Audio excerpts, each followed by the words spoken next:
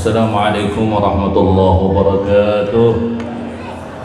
Alhamdulillah rabbil alamin wassalatu wassalamu ala sayyidil mursalin wa ala alihi wa ashabihi wa man tabi'ahum bi ihsan ila yaumiddin. Amma ba'd.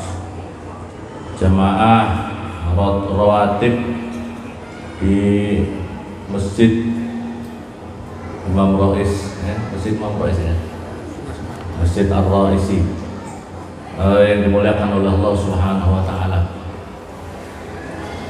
Dalu menika atau malam hari ini adalah rutinan rawatib di Gandu, sekaligus katanya penutupan Maulid gitu.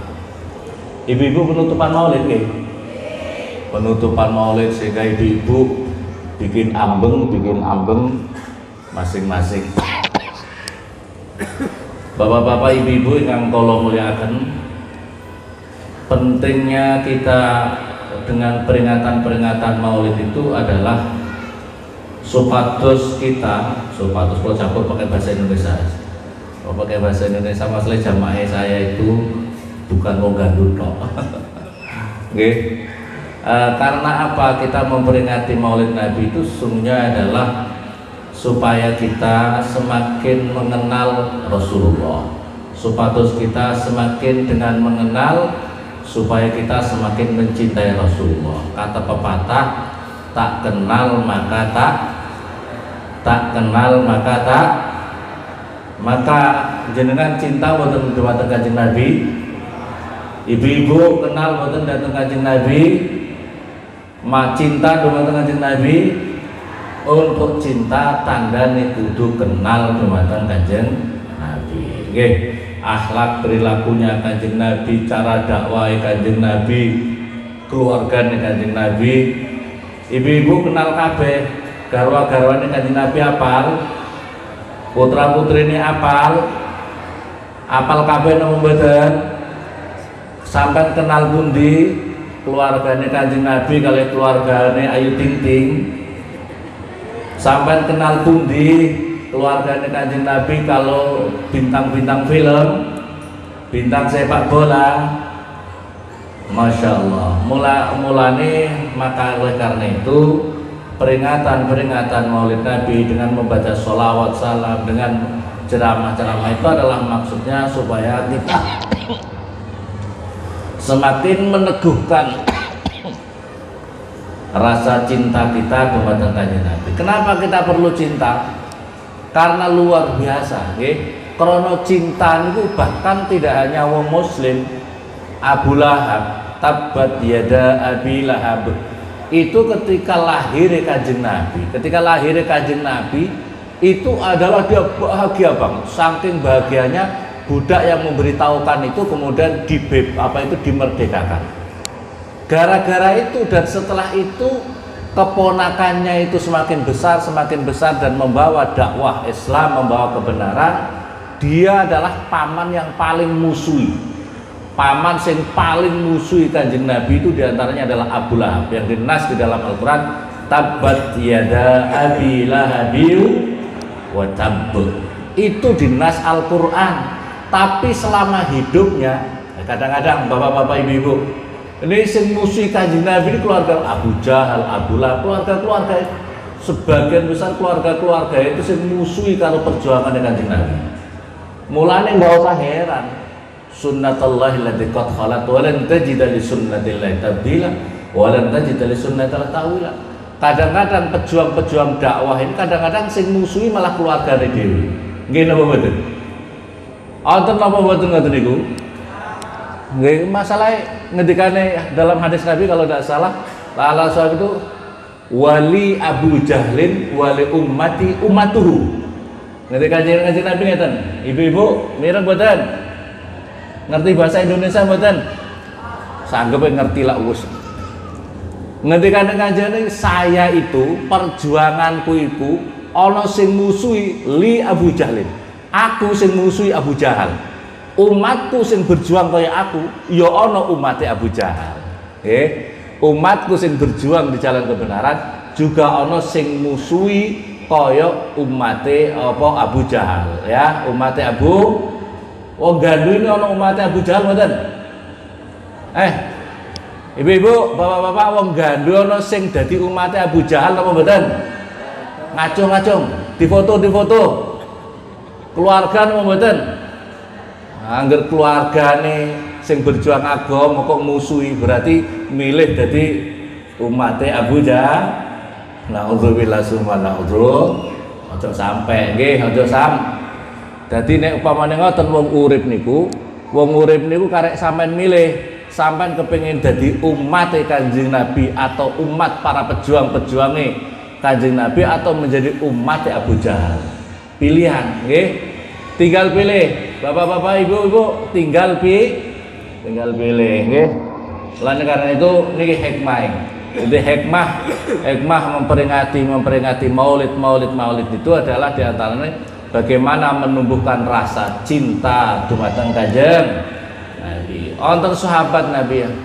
Madza atata ya Rasul? Mata atata ya Rasulullah? Madza atata apa itu? Artinya kapan datangnya apa itu? Kapan datangnya hari kiamat ya Rasulullah? Ada sahabat kata, kapan datangnya hari kiamat? Terus ngendikan apa yang sudah kau persiapkan? Kenapa awakmu takut hari kiamat? Hari kiamat itu sesuatu huru hara yang sangat menakutkan. Huru hara yang sangat menakutkan itu hari kiamat. Terus awakmu kok takon kapan hari kiamat? Apa yang kau sudah persiapkan? Ibadahmu apa wis hebat? Sholawatmu wis hebat, maca Al-Qur'an mau hebat. Ini bahasa kita ngaten nggih. Terus dereng wonten ya Rasulullah. Dereng wonten ya Rasulullah. Cuma kula niki di dalam hati saya berupaya untuk senantiasa mencintai Allah dan Rasulnya. Mulai jawaban wong bahasane belum ya Rasulullah, saya belum banyak mempersiapkan, ibadahku masih bolong-bolong, masih kurang-kurang ya Rasulullah. Tapi saya menjaga cintaku terus, saya terus menjaga, saya pupuk terus-menerus cintaku kepada Allah, cintaku kepada Rasulullah, yaitu dumateng panjenengan ya Rasulullah. Terus ngendikan anta ma'aman ahbabta. Kamu akan digiring berserta yang kau cintai. Kamu nanti di akhirat bersama yang kau cintai.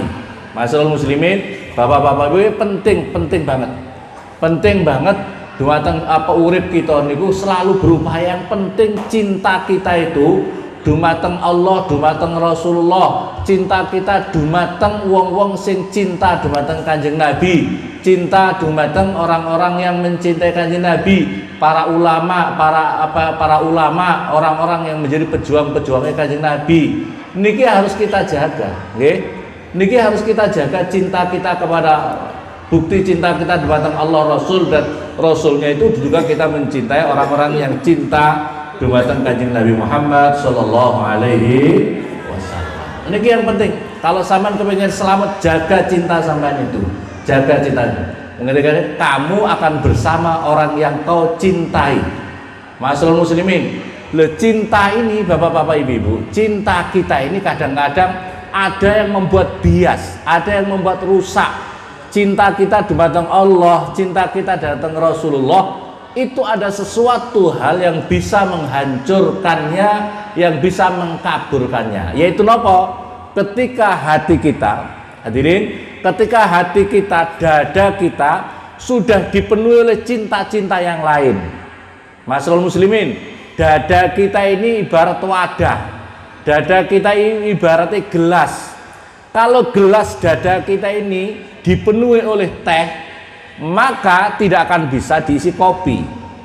Kalau dada kita dipenuhi oleh kopi, tidak akan bisa kita isi air putih. Dada kita sama di gelas siji, sama wis isi kopi penuh. Tapi kira-kira sama isi banyu putih kacau apa mboten? Banyu putih jadi kabur ora karo-karoan. Arep ngombe banyu putih dari gelas, padahal gelasnya wis dipenuhi dengan kopi. Maka tidak akan bisa apa itu air putihnya itu pasti akan rusak. Dadane sampean itu kudu dijogo. Dada sampean itu cinta Allah, cinta Rasulullah itu kudu dijogo. Jika tidak dijaga, maka akan kabur, maka akan rusak. Maka akan kabur, maka akan rusak. Nggih. Mulane cinta, karena apa yang membuatnya campuran itu nopo? yang bisa menghancurkan rusaknya cinta kita kepada Allah kalau dada kita sudah dipenuhi oleh cinta dunia. Oleh cinta dunia. Nah, sudah dipenuhi cinta dunia, tidak akan bisa cinta Allah Rasulullah. Bohong. Orang pikirannya donya tok, pikirannya hubud dunia saja, tidak akan bisa dipenuhi cinta Allah Rasulullah. Ono cerita, ibu-ibu, bapak-bapak, cerita nyata. Ono wong nang Jakarta kernet. Kernet iku jurusan ing Grogol. Tiap grogol setiap dino ini grogol wong masuk grogol. Akhirnya loro. Begitu sakit, susah dene ngibadahnya kurang jarang-jarang. Angger dino sing dizikirna ora Allah, ora la ilaha illallah, grogol. Arep mati, ucap la ilaha illallah, tekane ustad la ilaha illallah, ora iso ngomong belas. Begitu dene sadar grogol, tangane ngadeg, tangane diunggan grogol, mati langsung. Naudzubillah, summa naudzu. Ojo sampai wong gandu majelis rawatib matine begitu arep mati, wedhusku la ilaha illallah, lha ora iso ngucap wedhusku mati. Naudzubillah, summa naudzu. Ana sing ngoten mboten? Ana sing terlalu cinta wedhuse napa mboten? Zikir hatinya itu wedhusku, afdhalul zikir bukan la ilaha illallah, wedhusku, ayamku, taniku, wonten napa mboten? Ojo sampai akhir hayat kita mengucapkan hal-hal yang duniawi. Naudzubillah, summa naudzu. Nah, ini pentingnya. Terus peringatan Maulid Nabi adalah bagaimana menumbuhkan rasa cinta, dan dibuktikan dengan apa? Cinta kita adalah dengan memperbanyak membaca sholawat. Terus yang kemudian cinta, buktinya cinta adalah mencintai orang-orang yang cinta sama Allah dan Rasulnya. Bohong kalau ngaku cinta Allah, cinta Rasulnya, tapi tidak cinta sama orang-orang yang cinta sama Allah dan Rasulnya.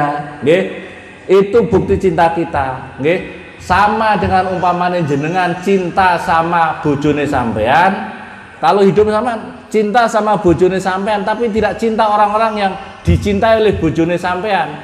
Bojone sampean cinta sama bapak ibuke. Aku kan sing penting anake, ora butuh bapak ibuke. Bapak ibu ora penting tak hormati. Ora penting tak hormati, tak singkirno.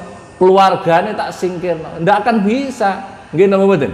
Sampeyan cinta dengan yang bojomu, berarti konsekuensinya mencintai orang-orang yang dicintai oleh bojomu. Nggih napa mboten? Cinta Kanjeng Nabi berarti kudu cinta orang-orang yang menjadi pewaris Kanjeng Nabi, ulama wal al ulama warasatul anbiya. Paham napa mboten? Nah, Bapak-bapak, Ibu-ibu, kula niku perjalanan Mekah, Madinah, Mesir. Mekah, Madinah, Mesir. Di Mekah, Madinah itu adalah kita banyak ziarah sama para sahabat, ziarah para wali yang ada di Mekah, Madinah.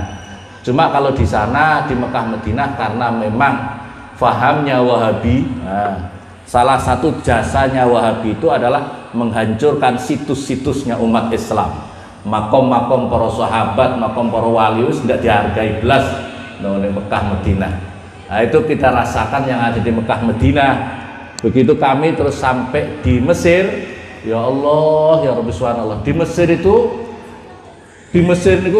bapak-bapak ibu kepengen di Mesir, masya Allah lebih murah, Saya itu Delosmen itu kayak ya hotel, sudah ada kamar mandi, ruang tamu, dan sebagainya. Kamarnya itu untuk bayar 1 juta untuk 1 bulan, 1 juta rupiah Indonesia itu untuk 1 bulan. Padahal kita gunakan hanya 10 hari. Hanya sekolah di Mekah, Madinah pakai hotel bintang. Wah, bintang 9. Rono wong NU, nggih. Bapak-bapak, ibu-ibu yang di Mesir, kalau kepingin cerita di antara luar biasa. Pertama adalah ziarah di Sayyidina Husain. Sayyidina Husain ini adalah cicitnya Rasulullah. Terjadi peperangan di Karbala di Irak. Kemudian beliau itu dipenggal kepalanya, kepalanya itu sampai berhari-hari tetap utuh, tetap bersih, tetap utuh, tetap harum, dibawa sampai di Mesir. Perjalanan Mesir itu wajar karu-karuan. Nah, di sana kemudian dimakamkan di Mesir, badannya dimakamkan di Irak. Di Mesir itu menurut ulama-ulama wali-wali yang saat ini diantaranya Syekh Yusri, saya kemarin sowan juga ke Syekh Yusri, beliau mengatakan bahwa saat ini jasad beliau sudah menyatu di Mesir, kepala dan jasadnya sudah menyatu di Mesir. Nah, saat ini makalah daripada ulama-ulama wali-wali yang ada di sana.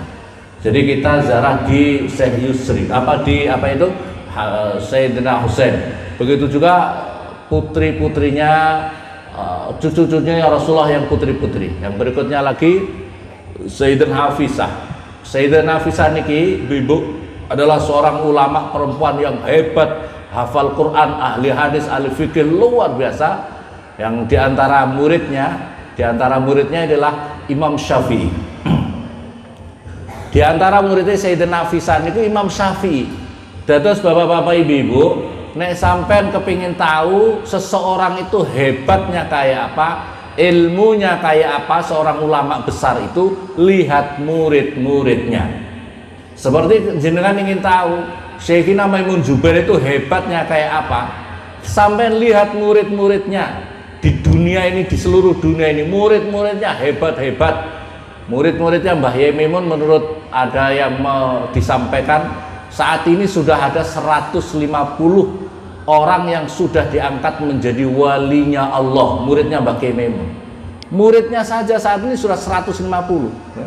Apa meneh Mbah Yai Maimun, nggih? Apalagi Mbah Yai Maimun. Jadi muridnya saja ada 150 yang sudah diangkat jadi wali-walinya Allah. Jadi kepengin ngerti ulama itu tinggal lihat siapa murid-muridnya hebat-hebat. Di antaranya kok Gus Bahak yang terkenal itu ya.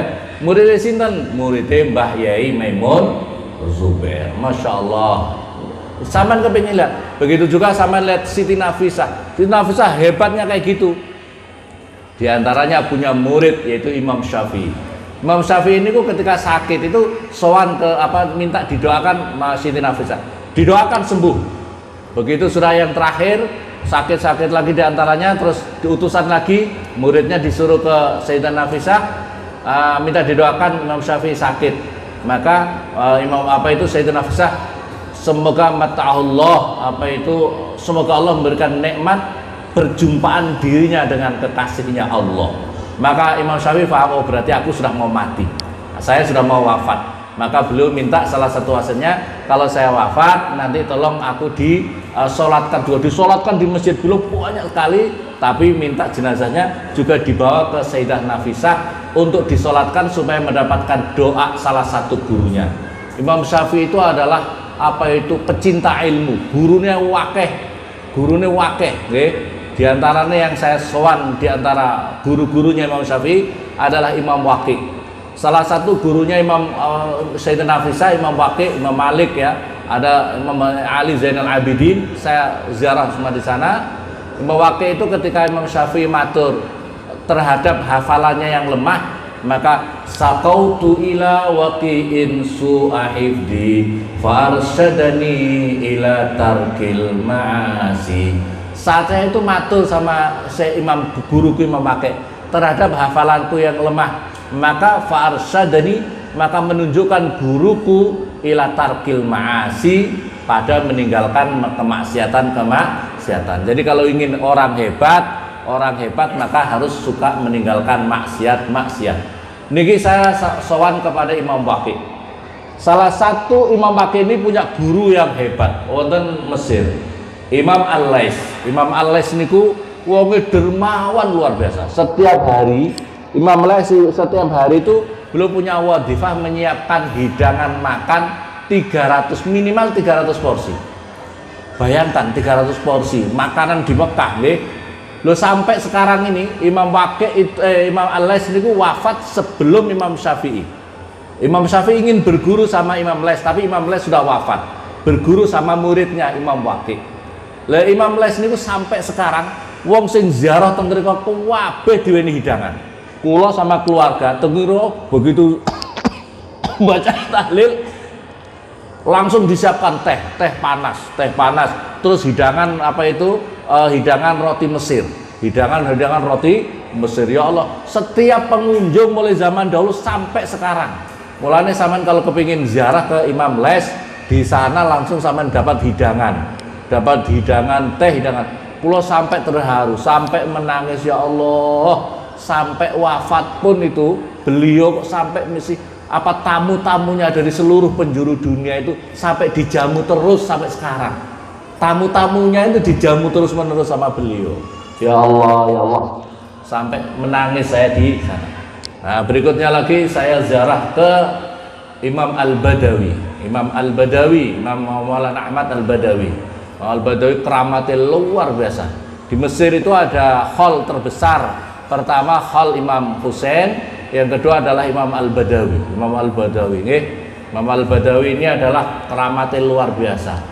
Di antara keramatnya ini, di antaranya suatu ketika ada orang yang mau tenggelam di tengah lautan. Dia menyampaikan, ya Imam Badawi tolong aku, Imam Badawi tolong aku. Ini tiba-tiba itu ada tangan yang apa itu panjang mengangkat orang itu taruh di pinggir laut. Sampai Masya Allah, pokoknya itu pertolongan Allah lewat keramatnya Imam Badawi. Nggak tahu tangannya siapa ya, yang penting itu adalah pertolongan Allah karena menyebut kekasih Allah Subhanahu wa Ta'ala. Berikutnya lagi pulau ziarah yang paling utama adalah pulau ziarah bersama dengan Mbah Ubab Maimun Zubair, bersama Gusmus, rombongan Gusmus. Nah, saya ini ziarah ke muridnya apa itu Syekh Abdullah Syadili, Abdullah bin Syekh Mursi itu Masya Allah. Kemudian Syekh Mursi punya murid 3, muridnya banyak tapi murid 3 istimewa. 3 itu kemudian dia belum menyampaikan kepada muridku, kau kepingin apa, saya doakan, bahasanya gitu, gampangnya gitu. Yang satu mengatakan saya ingin mendapatkan ainullah, artinya mahabbah, cinta luar biasa kepada Allah. Yang satunya lagi itu adalah Ibnu Athaillah Al-Iskandari. Murid yang pertama ini didoakan langsung jadi ulama besar, berikutnya jadi ulama besar yang menyusun kitab yang sangat masyhur, namanya Al-Hikam, namanya kitab Al-Hikam. Yang berikutnya lagi Imam Busiri, kau ingin apa nak? Saya ingin mendapatkan ainul Rasulillah, yaitu mahabbah, cinta luar biasa kepada Rasulullah. Maka akhirnya beliau terkenal menjadi ulama besar yang kemudian menyusun madah atau syair-syair cinta kepada Rasulullah. Sing terkenal adalah Burdah yang saman sering baca, Maulaya sholli wa sallim daiman abada wal habibul ladzi ya rabbi bil mustafa. Ini adalah yang menyusun muridnya Syekh Mursi. Syekh Mursi muridnya Imam Asy-Syadzili ya, Imam Asy-Syadzili. Masya Allah. Yang kemudian yang satunya ingin mendapatkan Ainul Ustadz, yaitu rasa cinta kepada Ustadz. Dan inilah yang ketiga ini kemudian menjadi khalifah ketiga. Khalifah Imam Syadziliyah itu adalah Imam Syadzili, yang kedua adalah Syekh Mursi, yang ketiga adalah murid yang ketiga tadi. Itu adalah khalifah yang ketiga dari Thariqah Syadziliyah. Kemudian saya ziarah ke Imam Syadzili ya. Langsung Thariqah Syadzili, Imam Syadzili. Kemudian ke beliau itu perjalanan itu Masya Allah, numpak bis itu mulai jam 11 malam itu sampai di makom beliau itu naik bis mini itu asar ya, sampai ngasar perjalanan sakmono nek Mbah Yai Maimun, ibu-ibu, bapak-bapak ziarah ke Imam Syadzili itu beliau naik pesawat lagi. Jadi beliau naik pesawat, begitu naik pesawat kurang lebih perjalanan beliau dari pesawat sampai Imam Syadzili itu naik mobil. Waktu itu masih jalannya kurang terlalu bagus ya, jadi itu kurang lebih 5 jam. Jadi Mbah Yai Maimun itu perjalanan ke sana 5 jam. Kemarin saya ketemu dengan Kiai Fadlulan yang mengantarkan Mbah Yai Maimun. Perjalanan 5 jam itu ditempuh padahal jalannya jelek, agak lobang-lobang. Itu sopirnya sopir Mesir, orangnya kalau sopir Mesir itu cepat berjalan. Itu ditempuh hanya 2 jam. Katanya orang sopir Mesir, jalannya jelek, seolah-olah lurus semuanya. Jadi lobang-lobang, kayak ada lobang. Jadi perjalanan cepat itu Mbah Kiai Memun, keramatnya Mbah Kiai Memun. Perjalanan 5 jam ditempuh 2 jam, pulang pergi 4 jam, mestinya 10 jam, hanya perjalanan saja. Kula ziarah teng mriku kok ora tok ya Allah, rasane ora tok ora keramat blas sing ora kaya Mbah Kiai Memun nggih. Perjalanan ke Syahbalan Al-Fadili, masyaallah. Yang berikutnya lagi ziarah yang berikutnya lagi ke Rabi'ah Al-Adawiyah. Ingin tabarukan saya. Jadi para wali-wali itu adalah yang dipupuk itu adalah rasa cintanya kepada Allah, cintanya datang Rasul. Saya ingin membaca syairnya pakai bahasa Indonesia. Ini syairnya Rabi'ah Al-Adawiyah. Saya itu ziarah ke Rabi'ah Al-Adawiyah. Bila aku menyembahmu ya Allah, karena takut akan nerakamu, bakarlah aku di dalam nerakamu. Bila aku menyembahmu karena mengharapkan surgamu, tutuplah surgamu dariku.